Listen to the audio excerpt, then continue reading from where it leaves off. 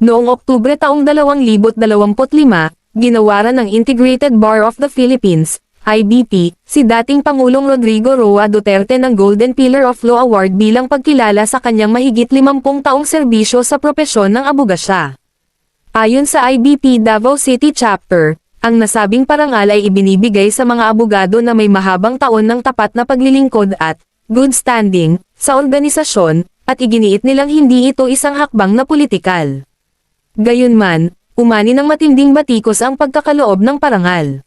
Mariing kinundena ito ng National Union of People's Lawyers, NUPL, na tinawag ang desisyon ng IBP na unbelievable at isang disgrace dahil umano sa mga kaso ng paglabag sa karapatang pantao noong panahon ng administrasyon ni Duterte.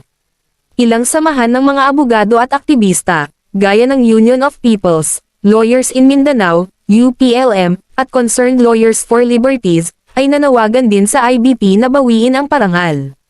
Lumitaw pa ang isang petisyon sa Change.org na humihiling ng pagbawi ng award bilang pagkilala sa mga nasawing biktima ng war on drugs.